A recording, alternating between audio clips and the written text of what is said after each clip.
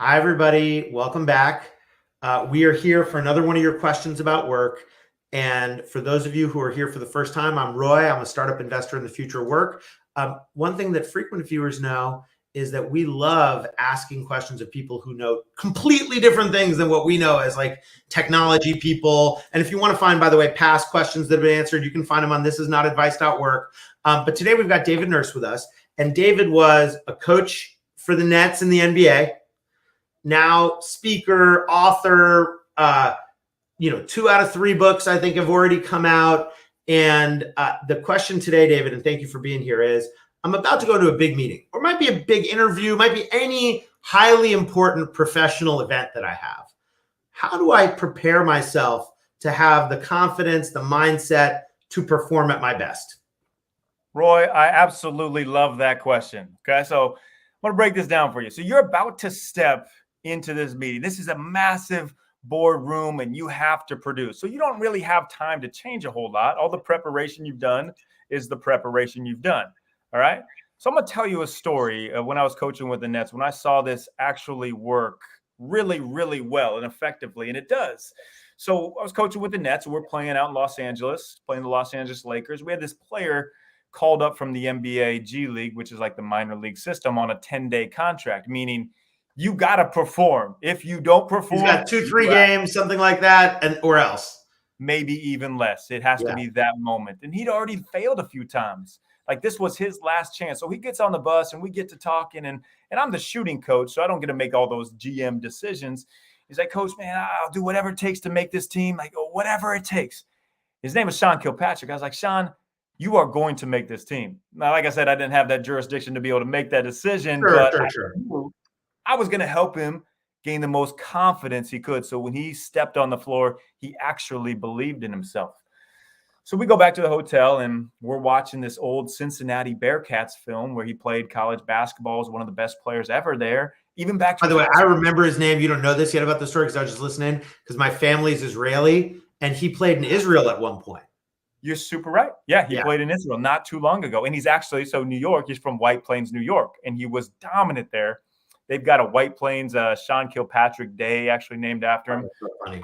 All right, but sorry. So he's getting prepared. Yeah, so we're watching this film. We're watching when he's at his best, because he's been told, like, dude, you're going to fail. Like, you can't make it.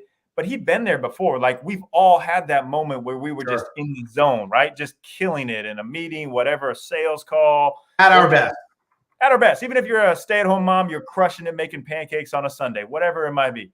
So we're in the locker room before the game now. We'd watched all this film. We got it burnt in his brain. We've got his highlight reel with him.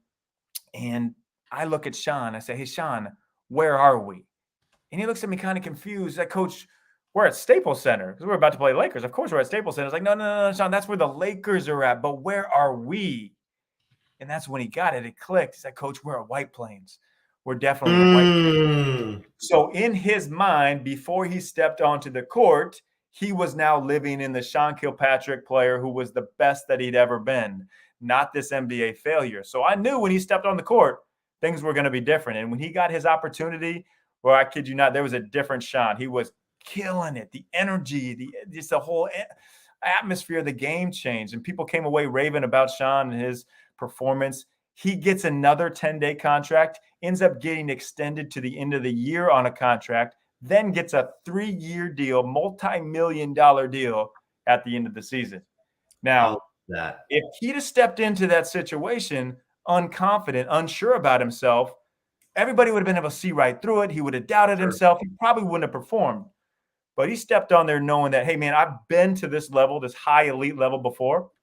That's who I am. I can get there again. But too often, you know how it is. Like, we doubt ourselves. We have 50,000 self-talk thoughts per day. On average, 80% of those are negative. So you walk into that boardroom, you're like, man, I don't know if I can do this. I don't know. So before you walk in, take a minute and just visualize. Think about it. Your highlight reel. When were you at the best, at the top? And there's bonus points for even tying in different senses. The sense of smell is 3 times more powerful than any. That's fascinating. So if you can remember a smell, like the smell of leather, or basketball, or the briefcase you walk in with, or the cologne, tons of sense.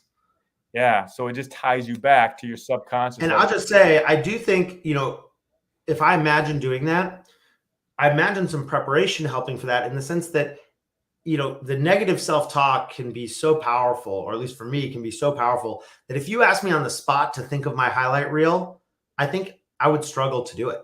I think I'd have to think of that in advance and prepare for it. And then I could summon the memory later.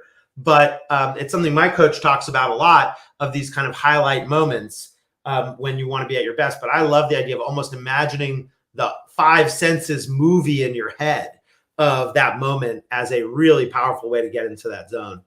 Totally. So you hit on a great point. Let's say you hadn't done this before. Let's say you just can't snap into it. There's other ways.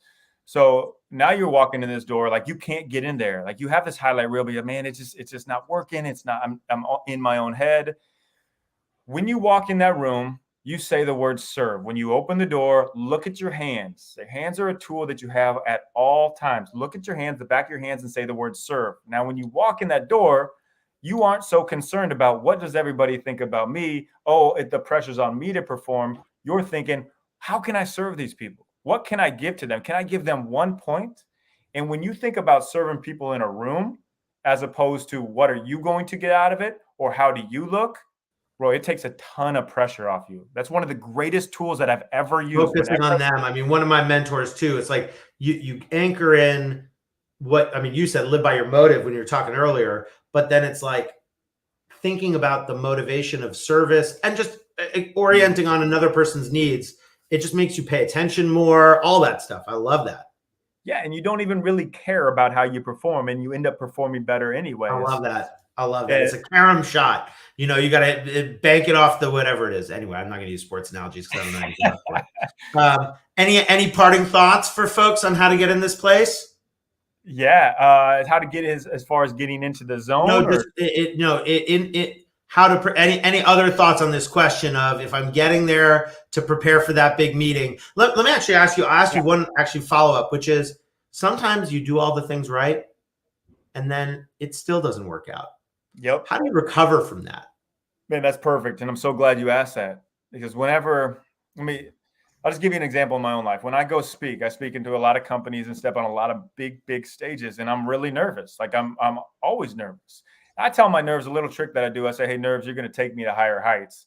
Without you, I couldn't do it. Like a lot of us will be like, oh, I'm not nervous. Nah, you're lying. Use the nerves to help springboard you. But also I think too, man, like if I step on stage and I literally fall, forget all my words, it's the worst performance ever. Like, number one, I'm going to have a story to be able to tell to people, to be able to write in another book, to be able to give in another talk. But the biggest point is, like, I have like my faith in God. Like, I have God no matter what happens. And I have my smoking hot wife. Like, what else do I need in life? I got those two things. I don't really care what these people in the audience thinks. So I picture the worst case scenario, which sounds counterproductive. But after you see the worst case scenario in your realize it's not that bad. It's not that bad. The fear is often worse. I think that's totally true. It's been amazing to me with founders of companies, how often they're worried about something. I say, what's the worst way this could unfold? And that's like, not that scary. Speaking of which, though, I have a lunch appointment with my wife, our weekly during the day date. So I got to run. But awesome. I'm so grateful for you. And just for folks who haven't been here before, the reason we call it This Is Not Advice is neither of us is telling you this is the prescription for how to live your life. I mean, David's sharing his stories of what's worked in his experience. And ultimately, everybody out there, they're going to have to experiment, try on themselves and figure out what works. So, David, thank you for that. Your website's davidnurse.com. Is that right? Absolutely. Yep. For people to find your stuff. And here's to many more people who you can share that kind of wisdom with so they can continue to grow. Thank you. To be continued, everybody.